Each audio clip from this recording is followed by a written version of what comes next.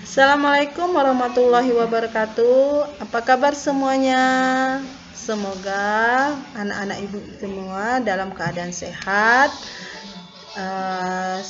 dan berbahagia. Semoga kita di pagi ini bisa bersemangat untuk belajar. Nah, sebelum belajar ada baiknya kita berdoa dahulu. Berdoa dimulai. Berdoa selesai. Sebelum kita belajar, kita lihat di layar sudah Ibu tampilkan. Di sini ada pembelajaran kita di pagi ini, yaitu modernisasi dan globalisasi. Tujuan dari kita pembelajaran modernisasi dan globalisasi ini modernisasi itu untuk meningkatkan kualitas hidup masyarakat secara umum dan mengubah pola pikir seseorang menjadi lebih baik. Kemudian kalau globalisasi itu menurunnya batas antar negara di dunia sehingga negara ini tanpa batas ya. Nah, kompetensi dari pembelajaran kita ini kita memahami dan mendeskripsikan dampak dari modernisasi dan globalisasi. Nah, indikatornya itu menjelaskan dampak positif dan dampak negatif dari modernisasi dan globalisasi. Modernisasi. Nah, di sini sudah Ibu tampilkan, sudah anak-anak Ibu lihat. Ini adalah contoh transportasi. Nah, transportasi ini sampai. Jadi dari gambar ini, apakah sudah ada yang tahu apakah arti modernisasi? Nah, modernisasi. Nah, dari modernisasi ini itu berasal dari kata modernus yang artinya modo itu modo itu artinya cara dan ernest itu menunjukkan waktu masa kini. Jadi dapat diartikan modernisasi itu sebagai proses menuju masa kini atau proses menuju masyarakat modern.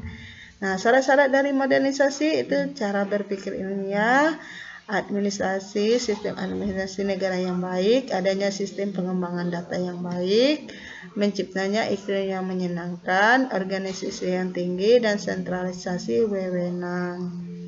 Nah, ciri-ciri dari modernisasi ini berubahnya cara berpikir masyarakat menjadi cara berpikir yang ilmiah. Perubahan sistem pemerintah suatu negara atau masyarakat. Nah, masyarakat percaya diri, percaya pada etik, imbalan sesuai dengan usaha, menghargai waktu dan bebasnya berpendapat. Itu ciri-ciri dari modernisasi. Nah, dampak positif dari modernisasi itu mempercepat perkembangan iptek, bertambahnya luas lapangan pekerjaan, meningkatkan ekspor, terjadinya barang konsumtif. Ya, ini dampak negatif modernisasi ini kerusakan lingkungan, munculnya sikap konsumtif, menurunnya kemandirian masyarakat, kesenjangan ekonomi sosial. Nah, menurunnya kemandirian masyarakat. Ini dampak dari negatif modernisasi. Kemudian kita masuk lagi globalisasi. Nah, globalisasi tadi itu adalah proses mengglobal atau mendunia sehingga kaburnya batas antar negara karena perkembangan iptek.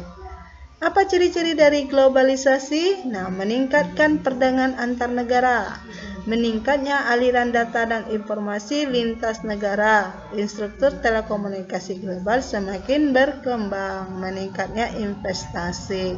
Ini ciri-ciri dari globalisasi. Faktor pendukung globalisasi.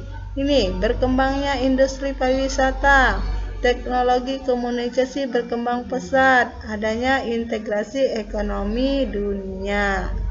Ini ada gambar tempat pariwisata kita dan ini adalah HP. Ini yang sangat berkembang pesat pada masyarakat sekarang. Anak kecil, apalagi kita ya, ini pada saat pandemi ini sangat dibutuhkan. Karena kita bisa belajar menggunakan HP. Pada saat ini, contohnya kita dalam pelajaran daring ini perkembangan teknologi ini sangat bermanfaat. Nah, apa dampak dari globalisasi? Nih, meningkatnya peredaran uang dan modal. Nah, munculnya aliansi perusahaan sejenis, pesatnya alih teknologi, dan munculnya produk-produk internasional sehingga menekan produk dalam negeri. Nah, ini kegoncangan budaya.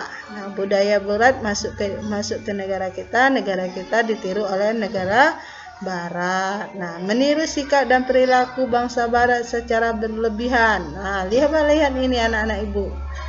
Nah, ini adalah gaya orang barat. Tidak lazim, tidak cocok digunakan dengan budaya kita, ya. Nah, kesimpulan dari pembelajaran kita di pagi hari ini itu pengertian modernisasi di era modernisasi dan globalisasi bangsa-bangsa di dunia tidak dapat menutup dari diri pergaulan dengan bangsa-bangsa lain. Modernisasi dan globalisasi itu membuat semua hubungan komunikasi dan pergaulan itu membawa pengaruh bagi bangsa yang berinteraksi. Di sini di akhir pembelajaran kita ini kesimpulannya sudah. Nah, ada latihan soal untuk mengakhiri dan pembelajaran kita. Ibu beri soal ada 1, 2, 3, 4, 5 soal. Ada 5 soal yang harus anak ibu kerjakan. Silakan diputar kembali video ini untuk bisa menjawab pertanyaan pada soal latihan di sini. Nah, sampai di sini dulu pembelajaran kita. Sampai berjumpa lagi di materi berikutnya. Wassalamualaikum warahmatullahi wabarakatuh. Terima kasih.